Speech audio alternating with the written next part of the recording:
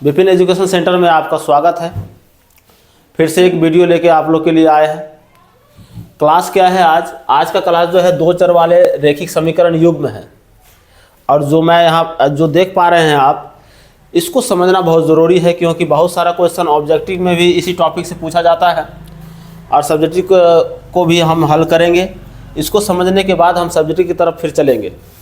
अब देखिए, पिछले वीडियो में आपको द्विघात समीकरण के बारे में बिल्कुल क्लियर कर दिया गया है, त्रिकोणमिति के बारे में भी बिल्कुल क्लियर कर दिया गया है। आप प्ले लिस्ट में जाके देख सकते हैं हमारा सारा वीडियो मैथ का, जो क्लास 10th के लिए है अभी जो चल रहा क्लास, जो एग्ज़ाम आप देने वाले हैं फरवरी में। अब चलिए थोड़ा अपने आप को भी टेस्ट कीजिए, क्या क्या इसके बारे में पढ़ाई किए हैं आप लोग। पहला टॉपिक है हमारा, ये जो है दो चर वाले रैखिक समीकरण युग्म के बारे में जानना है। Pair of linear equations in two variables. दो चरों में दो रैखिक समीकरण एक रैखिक समीकरणों का युग्म कहलाता है। देख लीजिए यहाँ पर क्या है, a1x plus b1y plus c1, और इसके साथ कोई चर नहीं आएगा, सिर्फ दो ही चर है। चर दो है आपका कौन, एक है आपका x, एक दूसरा चर क्या है y। इसमें भी देखिए एक चर x है और दूसरा चर क्या है y है। दो चर वाला रैखिक समीकरण हम लोग पढ़ रहे हैं। यहाँ पर कंडीशन लिखा हुआ है कि ABC तथा A2 B2 और C2 ऐसी वास्तविक संख्या है कि A1 का स्क्वायर प्लस B1 का स्क्वायर बराबर नहीं हो सकता है, जीरो के बराबर ये नहीं हो सकता कभी भी। यदि हो जा रहा है जीरो के बराबर तो ये तब समझ लीजिएगा कि ये दो चर वाला रैखिक समीकरण नहीं है। इस बात को ध्यान में रखिएगा। और आप टेस्ट चेक भी कर सकते हैं इसको। और यहाँ जस्ट इसीलिए दूसरा समीकरण के लिए ये आपका दूसरा समीकरण जो है ये वाला के लिए आपका क्या है, A2 का स्क्वायर प्लस B2 का स्क्वायर बराबर जीरो नहीं हो सकता है। ये हमेशा दिमाग में रखना है।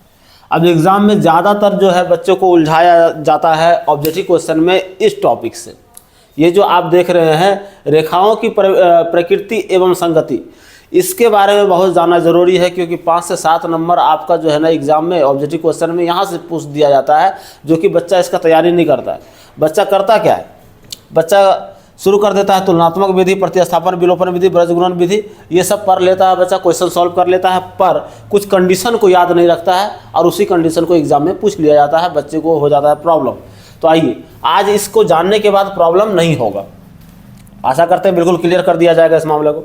यहाँ पर देखिए कि हमारा जो दो समीकरण है ये, उसी का अनुपातिक रूप लिखना हो तो कैसे लिख सकते हैं, A1/A2। नोट यहाँ पर जो है कंडीशन भी है, कुछ बताएंगे आपका A1/A2, A1/A2 बराबर B1/B2 और C1/C2। वो कौन सा है, ये है आपका A1/A2, B1/B2, C1/C2। इस सिस्टम में लिखा हुआ है। लेकिन यहाँ पर हमको समझना है कि अनुपातिक विधि अनुपात की तुलना में यदि आप लिखना चाहेंगे तो इस कंडीशन में आपको लिखना होगा दो चर वाले रैखिक समीकरण को। और इसका क्या कंडीशन है, ग्राफीय निरूपण। जब ग्राफीय विधि से आप हल करेंगे तो वहाँ क्या क्या देखने को मिलेगा, समीकरण मिलेगा आपको, प्रति है ना छेद करती हुई रेखाएं मिलेगी, संपाती रेखाएं मिलेंगे। तो आप देखिए संपाती रेखाएं, समांतर रेखाएं, समांतर प्रतिच्छेद करती हुई रेखाएं कब होगा, संपाती रेखाएं कब होंगे और समांतर रेखाएं कब होंगे। बच्चे को इसी 3 कंडीशन में जो है सॉल्व तो कर लेता है समीकरण, पर ये कब कब ऐसा होता है तो वो जब ग्राफीय विधि को हल करेंगे, ग्राफ जब कोई समीकरण का सॉल्व करेंगे, निकालेंगे, तब हमें इसके बारे में पता चलेगा। जैसे हम कुछ एग्जाम्पल के लिए आप लोग के लिए हम दो समीकरण लिए, जैसे x + y = 3 और x - y = 1 है आपका। यदि आप इसको सॉल्व करेंगे ग्राफीय विधि से निकालेंगे, ग्राफीय निरूपण जब करेंगे आप करने जाएंगे तो देखिएगा कि प्रतिच्छेद करती हुई रेखाएं आपको समझ में आएगा कि ये जो समीकरण है प्रतिच्छेद करती हुई रेखाएं है। एग्जाम्पल के लिए हम आपको क्लियर भी कर सकते हैं। देखिए कैसे क्लियर करते हैं। पहले तो x और y, पहला समीकरण ले ले, दो समीकरण है यहाँ पर, दो समीकरण लिख लेते हैं पहले हम। x + y बराबर आपका 3 है, और देखिए यहाँ x बराबर, दूसरा समीकरण देखिए x - y = 1, तो x - y बराबर भी 1 ले लेते हैं। ये दो समीकरण है। जब इसको हम ग्राफीय विधि में सॉल्व करेंगे तो देखिएगा वो प्रतिच्छेदी करती हुई रेखाएं आएगा। कैसे पता चलेगा? समीकरण को देखने से आपको पता नहीं चलने वाला है ये प्रतिच्छेदी रेखाएं बनेगा कि नहीं बनेगा इस समीकरण को सॉल्व करने के बाद, जब तक आप ग्राफ में इसको नहीं ड्रॉ कर लेते हैं। चलिए हम करते हैं। जैसे यहाँ पर देख लीजिए कि x प्लस वाई बराबर कितना है? 3 है। यहाँ पर देख लीजिए कि हम क्या करें कि बराबर 3 माइनस वाई कर देते हैं, इधर प्लस में उधर जाएगा तो वाई है ना। यहाँ पर एक खटाल सा बना ले और यहाँ पर 2 हमको पॉइंट चाहिए, तो x और y यहाँ लिख लीजिए। इस समीकरण में देखिए y का वैल्यू यदि हम यहाँ पुट 1 कर दें तो समीकरण यहाँ पर घट के 1 घट के 3 में कितना मिल जाएगा? 2 मिल जाएगा। यदि हम यहाँ पर 2 कर दें तो 2 घट के कितना मिल जाएगा? 1 मिल जाएगा। 2 पॉइंट हमारा यहाँ तैयार हो गया। फिर दूसरे साइड जो एक समीकरण और है, प्रतिच्छेद जब भी करेगा कोई भी रेखा तो उसके लिए 2 समीकरण का जरूरी है आपको। कितने समीकरण का? 2 समीकरण होना चाहिए जिस इस फॉर्म में चाहिए ही चाहिए, नहीं तो एक रेखीय समीकरण हो जाएगा, एक रेखीय ग्राफीय विधि हो जाएगा आपका एक। इसीलिए यहाँ पर देख लीजिए x माइनस वाई है, उधर जाएगा तो क्या हो जाएगा? प्लस 1 प्लस वाई हो जाएगा। आप इसको फिर 2 पॉइंट के लिए हम क्या करें? वैल्यू निकालने पहले x और y का। x और y लिख लीजिए और देखिए y के जगह में हम यदि 1 पुट करते हैं खुद अपने मन से तो यहाँ पर 1 1 कितना हो जाएगा? 2 हो जाएगा। यहाँ पर 2 करते हैं तो कितना हो जाएगा? 2 1 3 हो जाएगा। तो ऐसा पॉइंट मिला। ग्राफ जब हम सॉल्व करते हैं पता है आप इस तरह से लेते हैं 2 रेखा, और पहले भी 9th क्लास में भी पढ़े होंगे ग्राफ को करने के लिए यहाँ पर ओरिजिन होता है। ओरिजिन पे आपका क्या होता है? 0 और 0 होता है। चलिए हम मान लीजिए 1 है, ये x हो गया, ये y हो गया। यहाँ पर आपका x डैश है और यहाँ पर x डैश और यहाँ पर भी आपका y डैश लिख लीजिए। ऐसा इसलिए लिख दे रहे हैं जिधर डैश वाला है ना उधर माइनस हो जाएगा। तो यहाँ पर देखिए 1, ये है 2, ये है 3, ये है आपका 4। उसके बाद देखिए यहाँ पर -1 -2 और -3 ऐसे लिख लीजिए। यहाँ पर प्लस में 1 प्लस में 2 प्लस में 3, ये प्लस में है तो इस साइड लिख लीजिए आप 1 2 3 y, और यहाँ पर 3 तक गया अधिक तो हम 3 तक ही ले लेंगे। इस तरह से हम ग्राफ में बैठा लिए। यहाँ भी कर लेंगे 1 -1 -2 -3 और -4 तक नहीं, 3 तक में ही हमारा काम हो जाएगा। चलिए इस तरह से ग्राफ मान लीजिए ग्राफीय कॉपी में आप लिखते हैं। तो यहाँ पर देखिए पहला पॉइंट क्या बन रहा है? पहला पॉइंट बन रहा है x का कितना है? 2 है और y कितना है? 1 है। तो हम पहले x के पास जाएंगे तो x से प्लस में वो 2 है तो यहाँ चले गए। यहाँ से आप ग्राफ भी सीख रहे हैं। एग्जाम में 2 समीकरण दे दिया जाएगा, बोलेगा ग्राफीय विधि से ग्राफ हल करें, ग्राफीय विधि से सॉल्व करें। तो आपको इस तरह से समीकरण बना लेना है, सॉल्व करके फिर आपको ग्राफ को क्या करना है? ड्रॉ कर लेना है, ताकि 5 नंबर एग्जाम में दिया जाता है बिहार बोर्ड का। अब देखिए यहाँ पर 2 है, 2 पर आ गए। y कितना मांग रहा है? 1, तो ये 1 आ गया। ये 2 है, ये 1 है। लेकिन इसके सामने आपको जाना है इसका पॉइंट, नया पॉइंट खोजने के लिए। तो पॉइंट मिल गया हमको। इस पॉइंट का नाम हो गया x, पहले लिखते हो 2 और 1 हो गया, 2 और 1 हो गया। अब दूसरा देखिए यहाँ पर x कितना? 1 है, तो x 1 के पास आइए, और y कितना है? 2 है, 2 के पास आइए। 2 कहाँ चला जाएगा? तो यहाँ से 1 से आप 2 की तरफ चलिएगा तो यहाँ पर आ जाएगा। इस पॉइंट को देख लीजिए। तो हमको यहाँ पर पॉइंट मिला, इसका नाम इस करण क्या हो जाएगा? 1 और 2 हो गया। अब ये पॉइंट और ये पॉइंट दोनों को हम मिलाते हैं, इस तरह से रेखा खींचा जाएगा। खींच दिए। एक समीकरण से एक रेखा किसी ग्राफ पे खींचा जाएगा। ग्राफ पे ग्राफीय विधि सॉल्व कीजिएगा, एक समीकरण से एक ही खींचा जाएगा। हमको 2 समीकरण दिया हुआ तो 2 लाइन हमको खींचना है, एक लाइन तो खींच दिए। दूसरा देखिए कि x कितना है? 2 है, ये 2 रहा। y कितना है? 1 है। यहाँ पर पॉइंट बन रहा है। ये दोनों पॉइंट क्या हो गया? यहाँ देखिए पहला पॉइंट इसका भी और पहला पॉइंट इसका भी दोनों सेम है, तो पॉइंट दूसरा समीकरण का भी यही बन गया। तो अब बार बार लिखना नहीं है, एक पॉइंट यहाँ मिल गया हमको। दूसरा पॉइंट हम ले रहे हैं x 3 है, तो 3 पे आ जाइए, ये रहा 3, और आपका जो है 2 है y, 2 कहाँ है? तो 3 से सीधे आ जाइए आप 2 पे।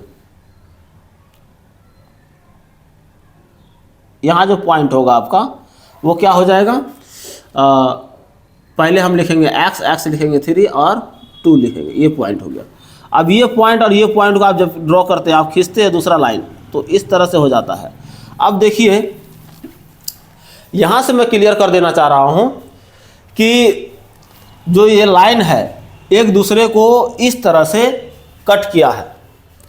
ये जो लाइन है प्रतिच्छेद करती हुई रेखा कैसे हो गई?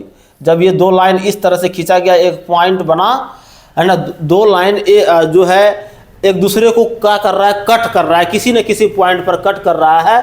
तो यहाँ से पता चल रहा है ये समीकरण जो है प्रतिच्छेद करती हुई रेखाएं बना रही है। तो इसका मतलब ये क्या हो गया, प्रतिच्छेदी समीकरण है। और यहाँ पर देखिए प्रतिच्छेद रेखाएं इसी को बोलते हैं। दो लाइन अपने दो समीकरण को सॉल्व करने के बाद दो लाइन जब काट दे आपस में तो वो क्या हो जाएगा, प्रतिच्छेद। अब प्रतिच्छेदी पॉइंट क्या हो गया आपका, दोनों के लिए देखिए 2 और 1 ये प्रतिच्छेदी बिंदु है, पॉइंट है ना। आशा करते हैं कि समीकरण से आप इस समीकरण से प्रतिच्छेद करती हुई रेखा को आप समझ गए। तो कब करेगी प्रतिच्छेद, तो उसके लिए टर्म्स और कंडीशन है। कंडीशन को समझने के लिए यहाँ पर देखिए a1/a2 is not is equal to b1/b2। कहने का मतलब है कभी भी a1/a2 बराबर b1/b2 का नहीं होगा। यदि नहीं होता है चेक करने से तो समझ लीजिएगा वो प्रतिच्छेदी करती हुई रेखा होगी और केवल एक हल होगा, केवल एक हल है इसका, और अद्वितीय हल उसी को बोला जाता है। केवल एक हल को अद्वितीय हल भी बोला जाता है, एग्जाम में पूछ लिया जाता है। यदि कोई समीकरण आपको दो चर वाले दो समीकरण दिए हुए हैं और ये चेक करके बताइए कि ये केवल एक हल होगा या अपरिमित रूप से अनेक हल होंगे या कोई हल नहीं होगा, तो आप ऑप्शन में टिक कब लगाएंगे, जब आपको बेसिक बिल्कुल जानकारी है। उसके बाद आप इसको क्या कर सकते हैं, क्लियर कर सकते हैं।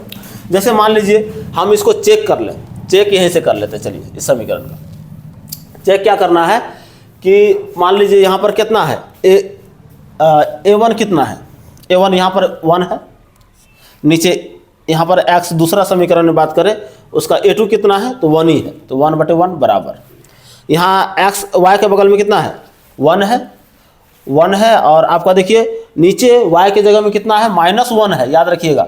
यहाँ 1 सिर्फ नहीं है क्योंकि माइनस लगा हुआ है। अब बताइए इसको दोनों को कटा दें तो यहाँ पर 1 इज इक्वल टू -1।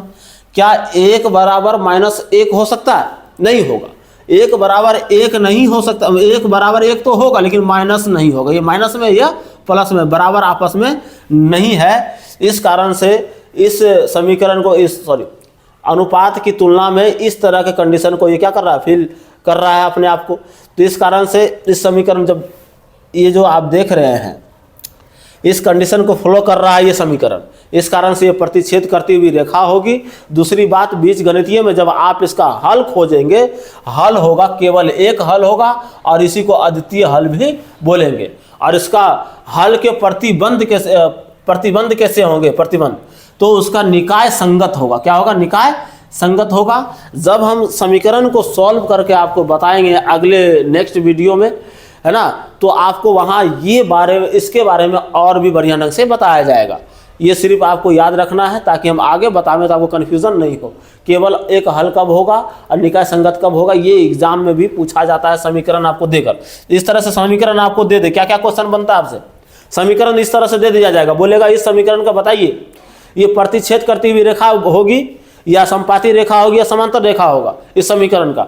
तो आप यदि जानकार हैं, आप वहाँ कंडीशन को देखें तो आप क्या डायरेक्ट बोलेंगे, चेक करने के बाद क्या बोलेंगे, इस तरह से चेक कर लेंगे, आप बोलेंगे ये तो प्रतिच्छेद करती हुई रेखा है, तो 1 नंबर आपको यहाँ से मिल जाएगा। हमने फिर दूसरा एग्जाम्पल लिया हुआ है, 2 समीकरण लिया है, इसको भी आपके लिए हम सॉल्व करेंगे अभी जस्ट और बताएंगे कि क्या होता है। फिर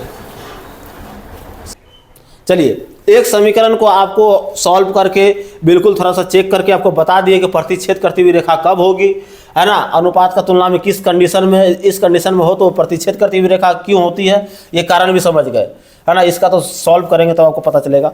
अब नेक्स्ट है आपका दूसरा समीकरण हम ले रहे हैं और इसको सॉल्व करेंगे ग्राफीय विधि से। ग्राफीय हल करने के बाद हमको पता चल जाएगा ये किस प्रवृत्ति में है, या ये ऑप्शन को फिल कर रहा है, या इस कंडीशन पे है या इस कंडीशन पे है, ये संपाती रेखाएं हैं या समांतर रेखाएं हैं, प्रतिच्छेद रेखाएं हैं। तो इसको सॉल्व पहले कर ले ग्राफीय विधि से, उसके बाद हम क्लियर करेंगे। जैसे मान लीजिए यहाँ पर मान क्या लें, x + y पहले से दिया हुआ है, x + y = 3 है आपका, और दूसरा समीकरण आपका दिया हुआ है x + y = 2 दिया हुआ है ना। ये दिया है, दोनों से फिर क्या करना है, वैल्यू निकालें। x बराबर क्या हो जाएगा 3 माइनस वाई। अब यहाँ पर दो खटाल बना लें जैसा कि बनाए थे जस्ट, और x पहला में x मान लीजिए, दूसरा में y रख लीजिए। 2 या 3 पॉइंट भी ले सकते हैं, 2 हम ज़्यादा प्रॉब्लम हो तो 3 भी ले सकते हैं, इसमें कोई दिक्कत नहीं है। पॉइंट आप 3-4 ड्रॉ कर सकते हैं। यहाँ पर y के जगह में कितना रख दें, 1 रख दिए, 1 घट जाएगा 3 में, यहाँ 2 मिलेगा, यहाँ 2 रख देंगे तो यहाँ पर हमको कितना मिल जाएगा, 1 मिल जाएगा। चलिए इससे मिल गया।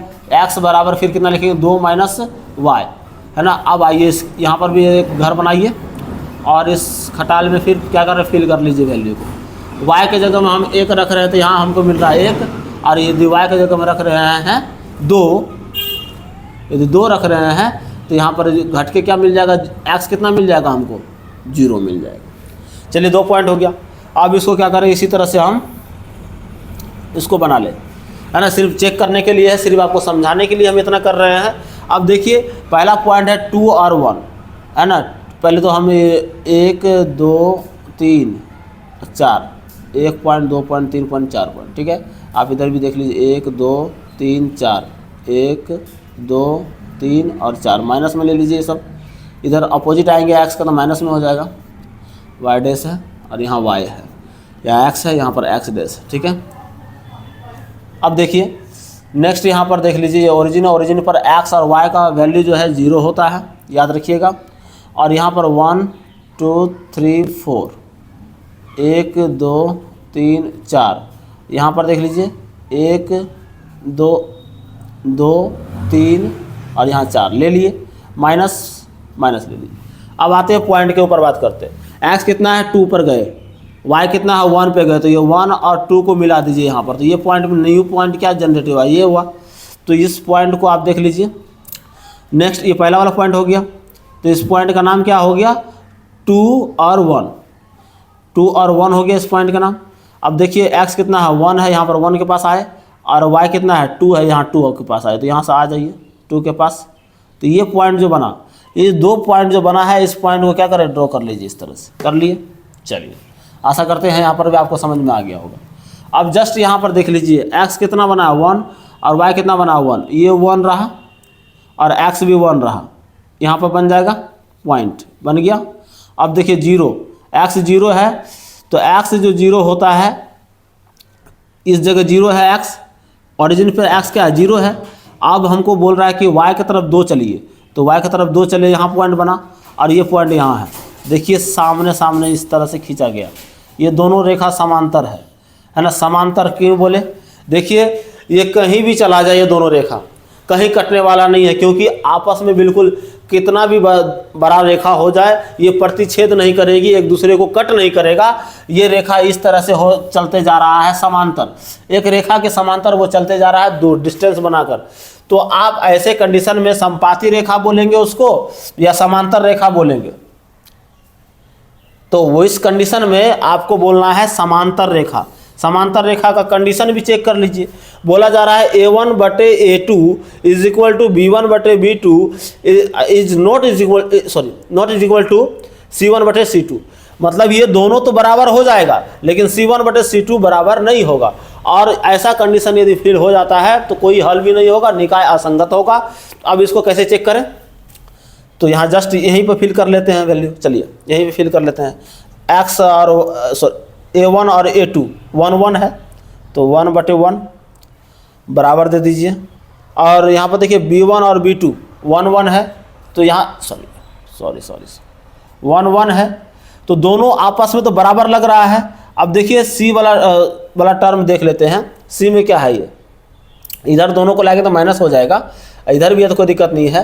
तो 3 और 2, तो 3 और 2, क्या ये दोनों तो आपस में बराबर है, ये सही बोला जा रहा है, पर ये तीसरा बराबर नहीं है। तो इसको, ये समीकरण इसको दर्शा रहा है, इस कंडीशन को दर्शा रहा है। यदि इस कंडीशन को ये समीकरण दर्शा रहा है तो समांतर रेखा होगी। समांतर सही में निकला है, यहाँ देख लीजिए समांतर रेखा और दोनों का डिस्टेंस बराबर होगा, जितना दूर चला जाए दोनों रेखा, है ना, दोनों की जितना दूर आप ड्रॉ कीजिएगा डिस्टेंस जो है बराबर ही होगा, बीच का डिस्टेंस बराबर होगा। तो यहाँ से हमको सॉल्व करने से भी समांतर मिला है। तो ये पहले भी हम सी लिख रखे थे, देखिए समांतर रेखाएं कोई हल नहीं होगी और निकाय असंगत होगा। क्या होगा? निकाय असंगत होगा। आशा करते हैं यहाँ समझ गए। आपको इस 3 टाइप का जो है समीकरण आपको दे दिया जाएगा। आपसे पूछा जाएगा बताइए ये समीकरण समांतर है या संपाती है या प्रतिच्छेदी है, तो कैसे बताइएगा? आप इस कंडीशन में आप चेक करेंगे, यदि इस कंडीशन में ये फिल हो गया तो समझिए समांतर है, यदि ये फॉलो करता तो संपाती होता, ये वाला रूल फॉलो करता समीकरण तो प्रतिच्छेदी होता। अब यहाँ पर यदि हल पूछ ले आपसे बीजगणितीय हल कैसा होगा, इस तरह का समीकरण को हल करेंगे तो कोई हल नहीं होगा, कोई हल नहीं होगा इस समीकरण का, ये बोला जा रहा है। और आपको नहीं विश्वास है तो x + y बटा x प्लस ये दोनों है, x + y = 3 और x + y = 2, ये दोनों को आप सॉल्व कर लीजिए किसी भी विधि से। देखिए इसका सॉल्व होता है कि नहीं होता है, कोई हल निकलता है कि नहीं निकलता है। आप खुद अपने आप इसको चेक कर सकते हैं। एक समीकरण को क्लियर किए थे, दूसरा तो ये अब बच गया है जो आपको समझाना है संपाती रेखा कब होती है। तो समझ लीजिए, जब एक दूसरे को काट दिया प्रतिच्छेदी हो जाएगा वो रेखाएं। जब एक रेखा के बराबर दूसरा रेखा भी चल रहा है दूरी बनाकर, सीधा ही जा रहा है एक सीध में, जिस सीधा में वो रेखा गया है इसी सीधा में ये जाएगा, तो वो आपका हो जाएगा समांतर। यदि एक रेखा जो खींचा गया, जैसे मान लीजिए ये रेखा खींचे थे और इसी पर सेम पॉइंट बन रहा है, सेम पॉइंट हर जगह का बन रहा है, तो उसी रेखा पर एक रेखा और खींचा जाएगा। एक रेखा के ऊपर दूसरा रेखा जब खींचा जाएगा तो बिल्कुल बराबर, तो वो संपाती हो जाएगा, है ना। अब कैसे? जिस तरह से आप एक रोटी के ऊपर एक रोटी को रख देते हैं, एक रोटी के ऊपर एक रोटी रखा जा रहा है, तो वो क्या हो जाएगा? संपाती हो जाएगा। समझ रहे हैं ना? इस तरह से संपाती को समझ लीजिए। इसी तरह से वो रेखा जो है बिल्कुल हो जाएगा। आप देखिए क्लियर कर देते हैं इसका भी एग्जाम्पल के लिए। देखिए एक समीकरण फिर लिया गया है। आपको 2 कंडीशन बताए, प्रतिच्छेद करती हुई रेखाएं और समांतर रेखाएं। संपाती रेखा के बारे में चर्चा नहीं हुआ समीकरण के साथ, एग्जाम्पल के साथ कोई चर्चा नहीं हुआ। तो आशा करते हैं एक आपको समीकरण दिया गया है, आप ग्राफीय विधि से दोनों को सॉल्व करें, जिस तरह से भी हम दोनों किए हैं। आप जब करेंगे तो आपको मिलेगा एक ही रेखा पर फिर दूसरा रेखा खींचा जा रहा है। ऐसा कंडीशन जब आ जाएगा तो समझ लीजिए वो क्या है? संपाती है। और संपाती जब हो जाएगा तो ये तीनों आपस में बराबर हो जाएगा। तो मान लीजिए हम अभी ग्राफ विधि नहीं सॉल्व कर रहे हैं, ऐसे ही सॉल्व करके आपको चेक कर लेते हैं कि तीनों आपस में बराबर है कि नहीं। तो a1/a2 बराबर b1/b2 बराबर c1/c2, है ना। अब देखते हैं सॉल्व करके तीनों आपस में बराबर है कि नहीं। 1 कितना हो जाएगा? 3 बराबर 2 कितना हो गया? 6 और यहाँ पर 4 कितना हो जाएगा? 4/12 हो जाएगा। तो आप देखिए यहाँ पर 1/3 तो रहने दीजिए बराबर, और यहाँ 2 है ना, 2 तिया 6, तो 1 मरतब में ऊपर लग जाएगा 2 में, और यहाँ पर 3 मरतब में लग जाएगा। ये हो गया। अब यहाँ पर 4 तिया 12, तो 1/3 यहाँ हो गया, 3 मरतब में यहाँ कट जा रहा है, यहाँ 2 मरतब में कट जा 3 मरतब में कट जा रहा है। तो आपस में आप देखिए ये जो सॉल्व किए अभी तुरंत वैल्यू रख के, है ना, तो आपस में तीनों बराबर है। तीनों क्या है? बराबर है। तो हम इस कंडीशन में बोल सकते हैं ये जो है आपका संपाती रेखाएं होंगे, है ना, और अपरिमित रूप से अनेक हल होगा। इसका कितना होगा? अनेक हल होगा। और निकाय संगत क्या है? आश्रित होंगे। और एक बात बताते हैं, इस सारणी को आपको बिल्कुल याद रखना है, क्योंकि 5-7 नंबर इसी से घुमा फिरा के आपको उल्टा पुल्टा करके क्वेश्चन पूछा जाएगा बिहार बोर्ड में। और पूछा ही जाता है। क्वेश्चन कहाँ से आएगा? उस कंडीशन से ही आता है। उस बेसिक को आप जान गए तो क्वेश्चन हर तरह का आप सॉल्व कर लीजिएगा। नहीं तो क्वेश्चन सॉल्व करने में नहीं रहना, पहले जो उसका जड़ है उसको सॉल्व करना है, ताकि हर तरह का प्रश्न आपसे बन सके। और मैथ जो है समझ का चीज़ है।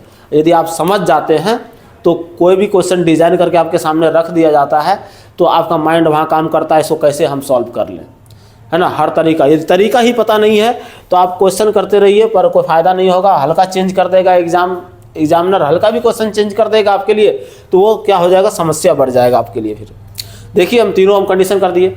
अब ये याद रखना बहुत ज़रूरी है, बहुत वीवीआई टॉपिक है ये। यदि आप ये 2 चर वाले रैखिक समीकरण आप पूरा स्टडी कर लिए और आपको ये चीज़ याद नहीं है और इसका समझ नहीं है, तो 5-7 नंबर आपका एग्जाम से जो है चला गया, समझ लीजिए चला गया, आप नहीं ले पाएंगे। हाँ देखिए हल विधि अब बात करते हैं कुछ विधि जो आप लोग सॉल्व किए हैं। कौन कौन सा विधि है? हल विधि है 2 विधियां हैं।